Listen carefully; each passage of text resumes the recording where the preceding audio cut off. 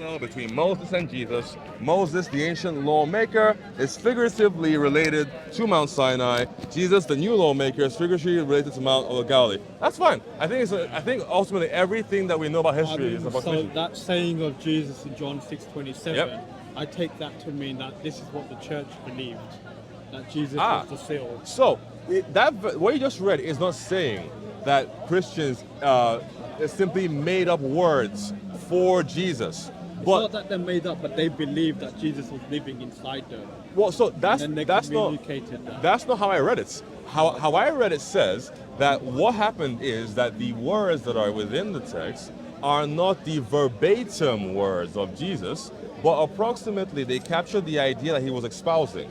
Because if it was the case, The church was so firmly convinced that the the risen Lord, who is Jesus of history, lived in her and taught through her that she expressed her teaching in the form of Jesus' Jesus' sayings. So, for example, So who was Matthew, here? Mark, Luke, and John. Yeah. What are they? They are the church. So they are all complicit in the writings of the sayings of Christ because they walked with him. For example, what you're trying to insinuate, which is interesting, is that throughout the histories, the church has just come up with things, unanimously agreed on them, and then included them as the words of Christ. But we don't have any instance of that ever happening anywhere in history. So, for example, Yep. like with regards to John, Yep. the fourth gospel isn't just simply history. It's more than that. But it basically, arranges the narratives Yep. and adapts them in order for theological purposes. I mean, of course, every teaching. gospel does that, and every writing of the ancient world also does that. You'd be hard pressed to find a simply fact-based or simply numbers-based writing of the Old Testament. Sorry, of the ancient world. Sorry, everything was done under the interpretation or consideration that the world was both factual and also spiritual. So even in something like the Gaelic Wars, attributed to Caesar, there's even like theological elements mentioned in that as well. Even though he's only recounting his time fighting in Gaul. So ultimately, John, for example, even if I looked at the Quran with that same lens, the Quran isn't purely factual. There's much like theology put inside of it, and even if you believe Shabir Ali, mythology. So I don't see that as being a disqualifier in any way for what's written in the Bible or what's written within, for example, even the Quran. Because with the Quran, I wouldn't make the claim that, because it's interesting, isn't it?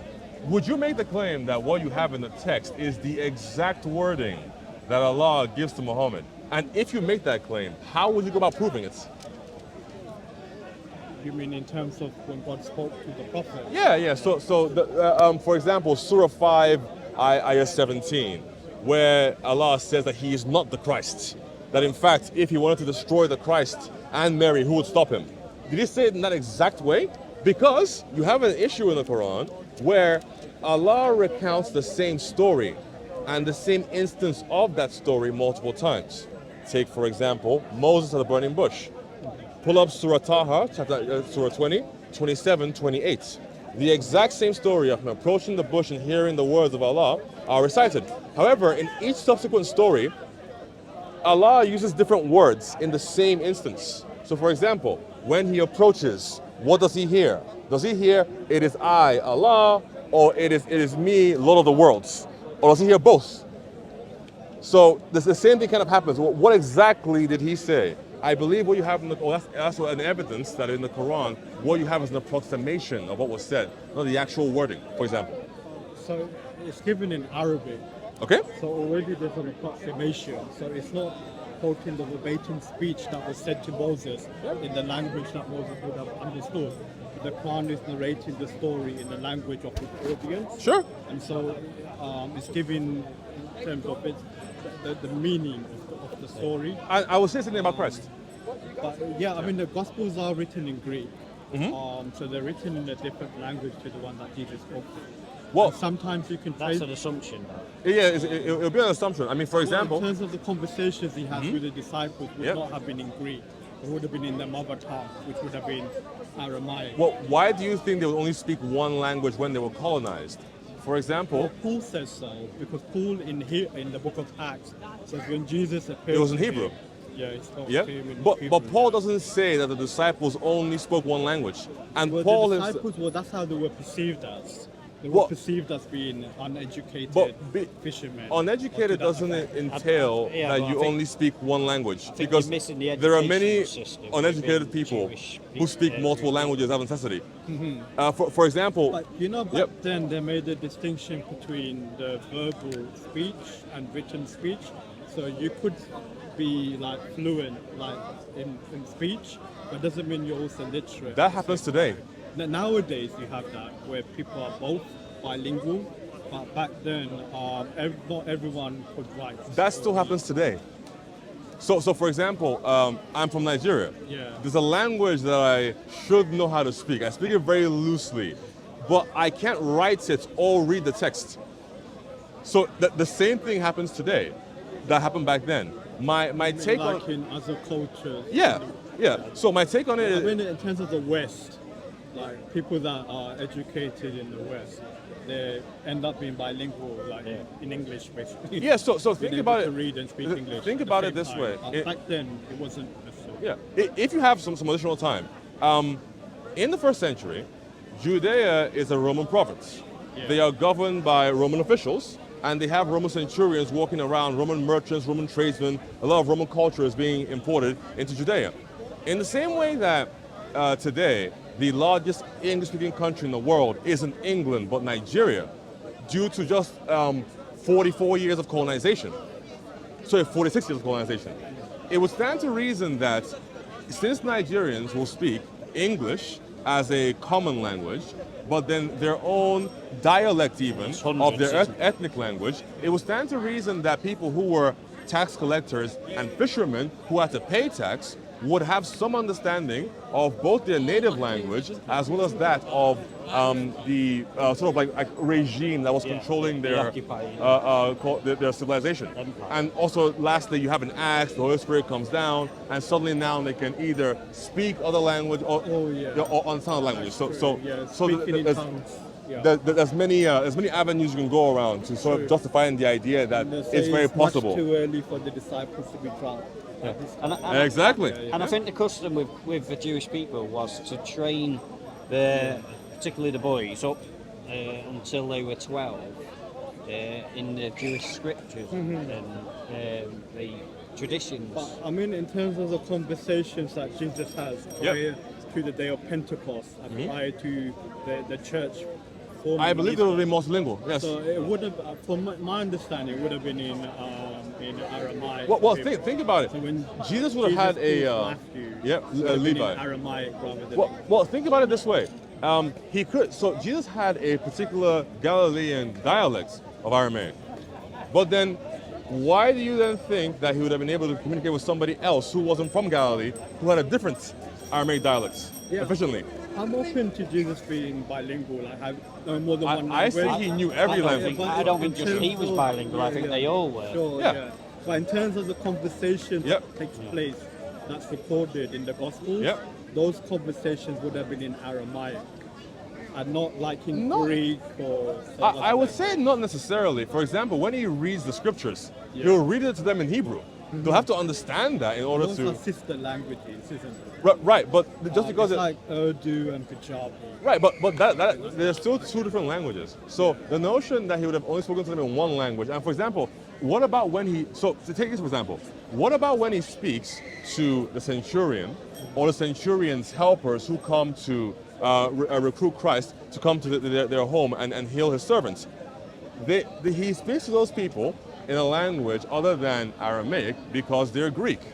But then the disciples are able to interpret that instance and then also carve out what he says. What's the reference for that? That would be in Matthew.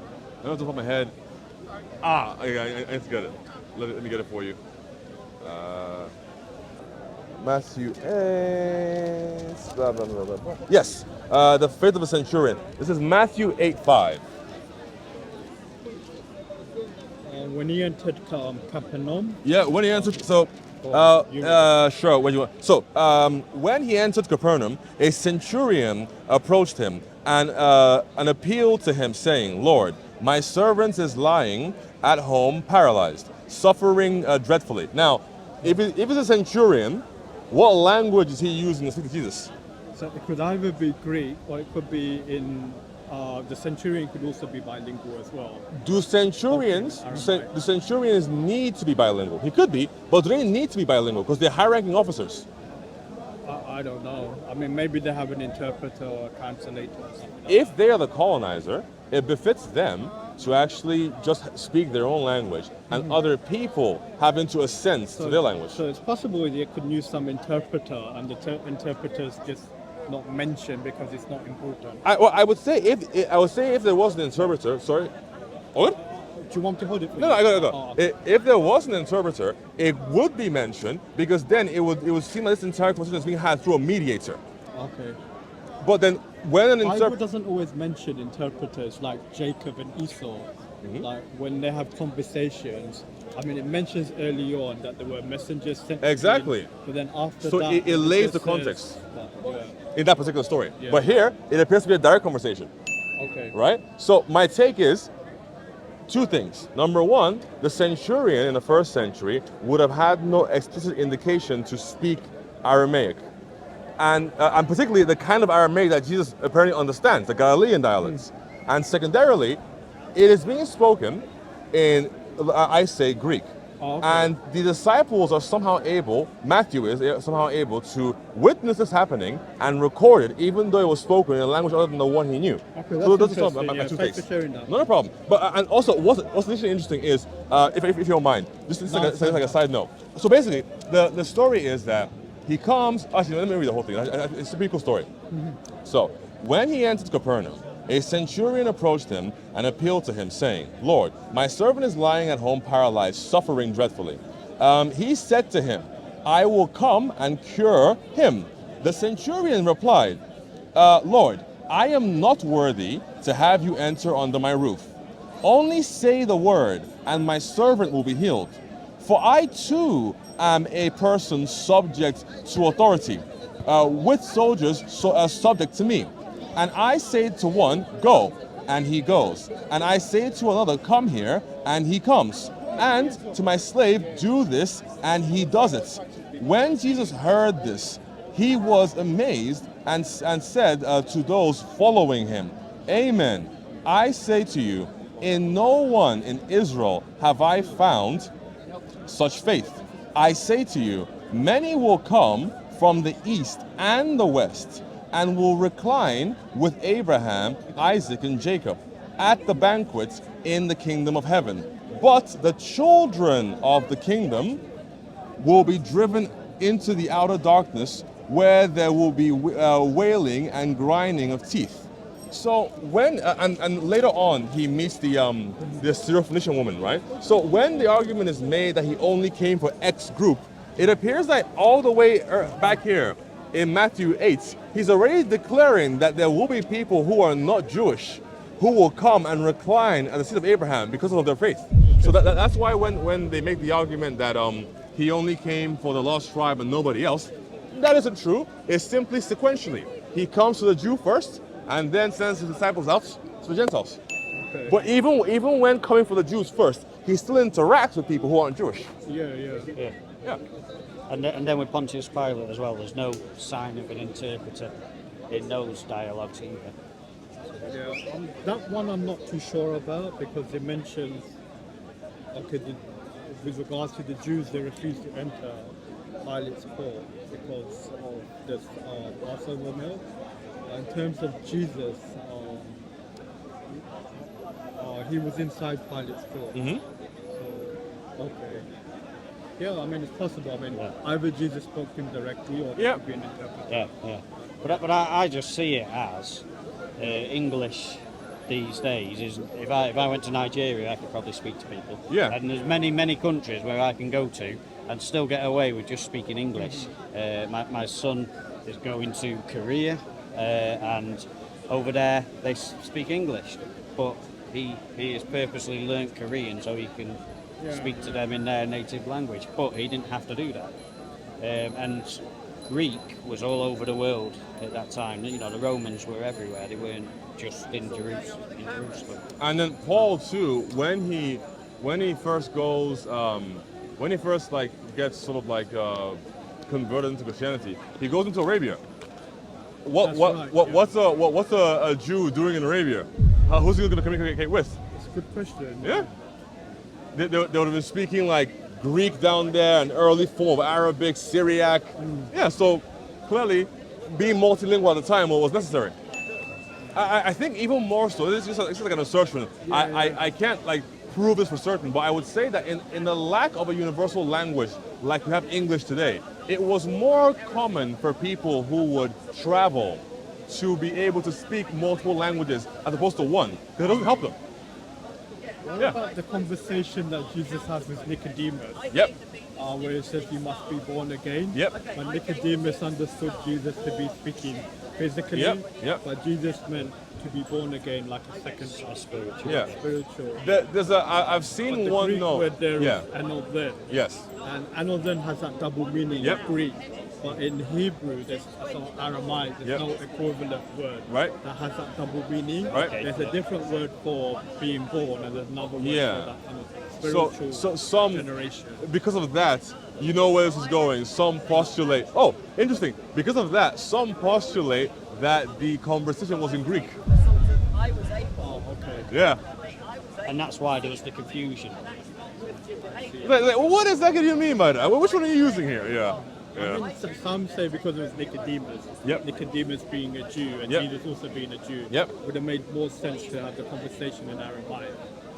It depends that's actually. their mother tongue. Nicodemus isn't from Galilee, so he'll speak a different dialect. So maybe let's use a universal language where we're not gonna trade words to each other. Okay. Yeah. Yeah, I guess so. That's Yeah. the possibility, So You it gonna could have apply been a or are different you dialect. still good? yeah. Am I what? Sorry? You gotta go or you say you have to go shortly. Are you still good or? Yeah, I'm Yeah. fine. Yeah. Oh, yeah. Cool. Did you want to speak about something else, like more questions, or do you want to conclude?